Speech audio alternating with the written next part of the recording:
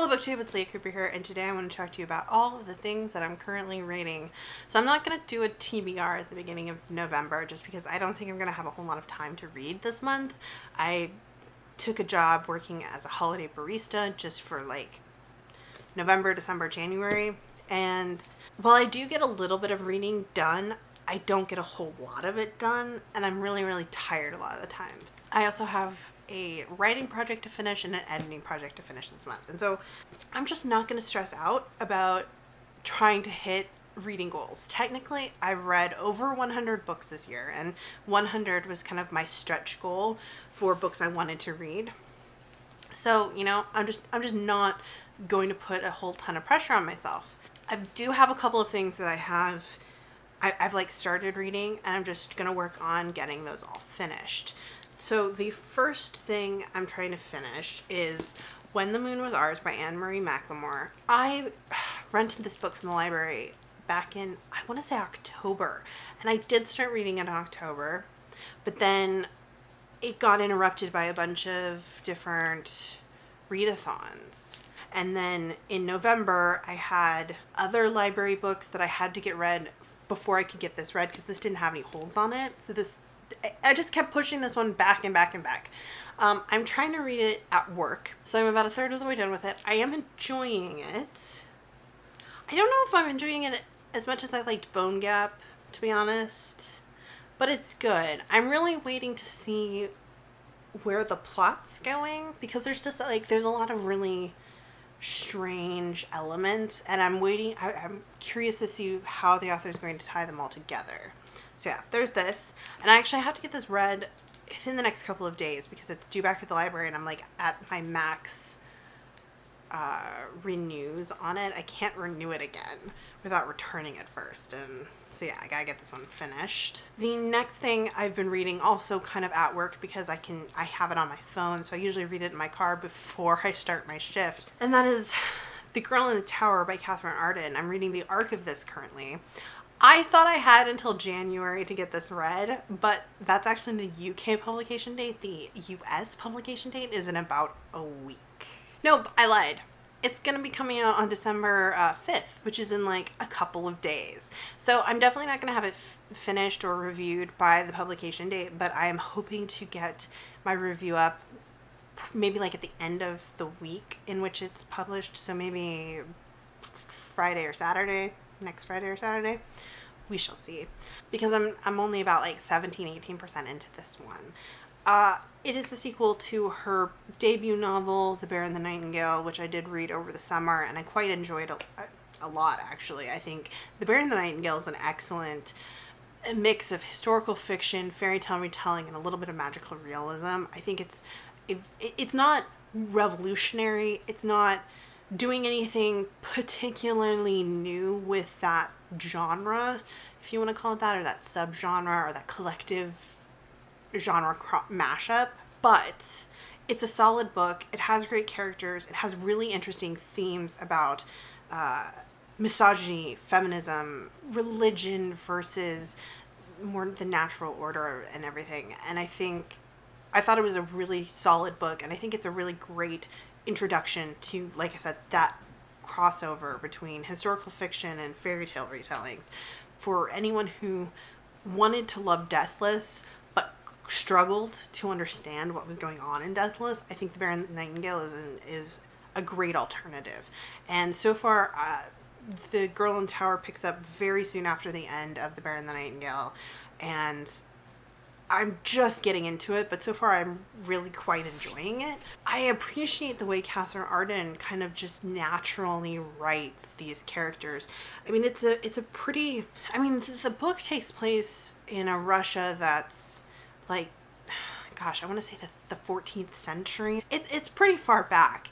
And she just writes very naturally. I feel like she understands what she's talking about. She's pretty well versed in the subject matter and the historical time period. It all feels very authentic, which I appreciate in my historical fiction. Kind of just got to the twisty bit where the protagonist for The Bear and the Nightingale has shown up. So I'm really excited to see where she takes the rest of the story. And then the next thing I've started, I started for Tome Topple and didn't get read at all. I read nothing for Tome Topple, even though I only had one book on my TBR. But Tome Topple started literally 2 days before my new job started, and it just didn't happen. But that is, actually, I mean, I'm holding the book. It's the Glasstown game, Katherine and Valente. You've heard me talk about it a bunch on this channel. I'm like 60 pages into it. This is the cover. I really enjoyed the first, couple of chapters that I read. And I would have kept reading it, but since this is a brand new copy that I bought new on pre-order, and I know I should, since I took the nice dust jacket off, I shouldn't feel so precious about like getting it banged up and everything, but I just didn't want to cart this around back into to and from work with me. So I got that. I am reading it, but it's kind of on hold. I've got these other 2 things I have to read first because of deadlines. And then the last thing, there's 2 more things I'm sort of currently reading. I have an Unsuitable Heir checked out from the library, but I'm not letting myself read it because I still have like 2 weeks left on that loan. I'm not letting myself read it until I finish both of the first 2 books I mentioned. This is the 3rd book in the Sins of the City series by KJ Charles, which is her Victorian historical romance series, featuring more business, tradesmen, middle class protagonists instead of like, say, dukes and lords. I'm really excited to read this one. It's the 3rd one in the series. The main love interest is Mark Bragowitz, I think is his name, and he's a kind of a private investigator in the circle of friends who are the protagonists in the series, and I think he falls in love with a circus performer who turns out to be like Clem's nephew or something like that. So I'm like really excited to finish reading this series, but I'm not letting myself because I know that if I did, I would just like do nothing but read this book for the next couple of days, and I got other things I gotta get read, but I'm gonna be reading that. And then I did get another book on audio. I got The Girl from Everywhere by Heidi Heilig as my next audiobook to listen to mostly while I cook. And I picked up this book because, to be honest, I had 0 plans to read this. I basically went through my Goodreads shelf of maybe books, and even then, The Girl from Everywhere wasn't actually on that shelf. But Heidi Heilig is a very vocal person on Twitter. I see her engaging in a lot of really pertinent discussions a lot. And I've seen a few people talk about her book, but not a ton. And I am kind of curious about it. I'm more curious about her than necessarily the book itself. But I really did kind of want to read something by her, just to see what I thought of it. It does have an interesting concept. Again, it kind of, I mentioned this in my wrap-up, that my the books I choose for audiobooks are ones that I don't necessarily have time to read. I'm not interested in them enough to spend time reading them, but I'm curious about them. And so in this case, I'm curious about the author. I don't necessarily have time to read her book because I'm not passionate about reading it, but I do want to know more about her, and so that involves reading her book. And so I'm gonna try it out on audio. Plus, the audio was pretty good. That was the other thing. I listened to a couple of samples of different books, and with several of them, I didn't like the narrator or the audio quality. Some of that might just be because it might be an older recording, but since I struggle so much to listen to things to begin with, I really have to have a clear narrator who I can listen to without struggling just to understand what they're saying.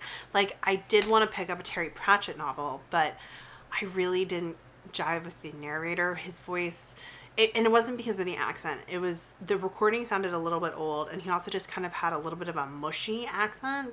And maybe that is because I'm American listening to him, or maybe it's because he was like an older narrator. I don't know. It's the kind of voice that if I was watching him speak, then I wouldn't have any trouble. But just listening to him talk, I could tell that I would probably zone out on the book a little bit more, or a little bit too much, and I just don't want to deal with that, Plus, Terry Pratchett, I don't mind. rather just read Terry Pratchett. Oh, and the other one, I almost picked up a Gail Carriger novel as an audiobook because, you know, I kind of have ups and downs with her series, but there was so much, like, I think it was just possibly the fact that it was book 4. The way book 4 begins, it's with like a ton of like subject W13543 archivist so-and-so reporting on such and such observations. It was like, oh, it was like just like lists of information and strings of letters, and I was like, I can't listen to this. I might give it a go again and just try to like push through the prologue and see if like I can stand to listen to the rest of it. But oh yeah, so I have to find like a narrator when I pick out an audiobook that I can tell I'm going to be able to just sit and listen to. And the narrator for The Girl from Everywhere, I listened to her and I could tell I would be able to follow what she was saying without having to really pay a whole lot of attention. So yeah. So anyways, those are the things that I'm currently reading or I'm going to be reading in the near future.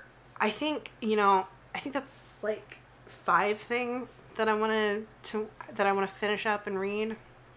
And if I got those 5 things done this month and that was all I got done listening to, I would be perfectly satisfied, to be honest. Thanks for watching. Let me know what you're really excited about reading in December, or if you've read any of these books and want to tell me what you thought of them or anything.